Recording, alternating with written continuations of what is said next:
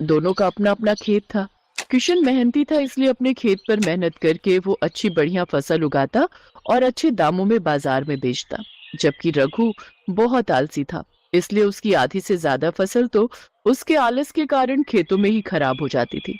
ऐसे ही एक बार अरे रघु कहाँ है? रघु, ओ रघु! किशन भैया, ये तो अभी सो रहे हैं। सो रहा है? पर आज तो हमें फसल काटने के लिए जाना था ना। फसल कब की पककर तैयार हो गई है। अगर एक दो दिन और नहीं काटी तो सारी फसल खराब हो जाएगी। एक बार बोल देना कि उठेगा तो खेत पर आ जाए। मैं खेत पर जा रहा हूँ। सुबह के समय फसल काटेंगे तो अच्छा रहेगा। शाम को फिर फसल में नमी आ जाती है। बोलना जल्द से जल्द खेत पहुंच जाएगा।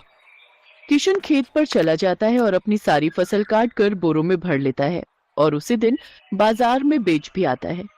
शाम को जब किशन अपनी फसल बेचकर आता है तो रघु अभी भी घर पर ही था। किशन रघु से मिलने जाता है। क्या बात है रघु, तू आज खेत पर नहीं गया? तुझे पता है तेरी सारी फसल खराब हो रही है। अरे यार, आज ना मेरे हाथों में बहुत दर्द हो रहा है। अभी अभी डॉक्टर से दवाई लेकर आया हूँ। समझ नहीं आ रहा कैसे फसल काटूं। सुन, तेरे खेत का तो काम हो गया ना। एक काम कर, तू मेरी थोड़ी बहुत फसल काट दे। बड़ी मेहरबानी होगी। ठीक है, मैं काट देता हूँ। तू आराम। रघु को तो काम से बचने का बहाना चाहिए था, पर किशन तो अपनी दोस्ती निभा रहा था। वो अपने दोस्त रघु की मदद करता है, पर देर होने के कारण अधिकतर हिस्सा फसल का खराब हो चुका था। रघु, तेरे देर करने के कारण आज देख तेरी कितनी फसल खराब हो गई। बस ये थोड़ी सी ही फसल बची है। अब इसे बेचा। यार एक काम कर, तू बेचा। मुझे घर पर बहुत सारा काम है। पैसे जो भी मिले दे दियो। ठीक है, मैं बेच आता हूँ। किशन का स्वभाव बहुत ही मददगार था। वो रघु की बातों में आ जाता है। अब तो अक्सर ही रघु खेत के सारे काम किशन से करवाता। फसल उगाना, उसको बेचना। किशन अपने खेत के साथ साथ रघु के खेत भी देखने लगा। किशन अपने साथ साथ रघु का भी काम करता और रघु हर बार बहाना करके आराम से घर पर खटिया तोड़ता। पर एक रात किशन छत की सीढ़ियां उतर रहा था तो उसका पैर फिसल गया और वो सीढ़ियों से नीचे गिर गया। उसकी कमर में चोट आ गई। वो उठ भी नहीं पा रहा था। डॉक्टर ने किशन को आराम करने की सलाह दी, पर किशन चिंता में था। शांति, अब क्या होगा? मटर की फसल पककर तैयार होने वाली है। मैं खेत पर नहीं गया तो फसल खराब हो जाएगी।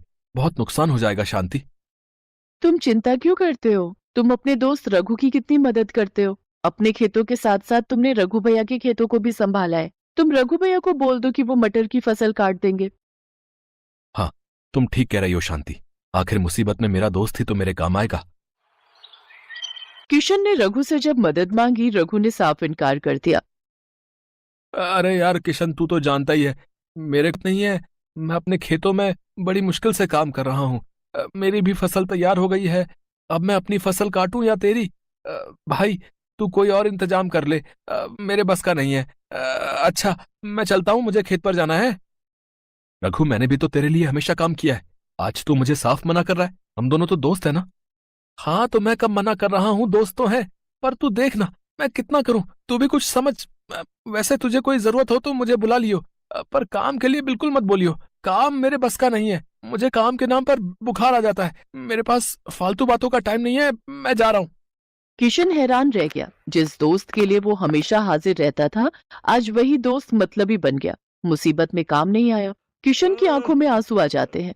उसका साथ देने वाला कोई भी नहीं था।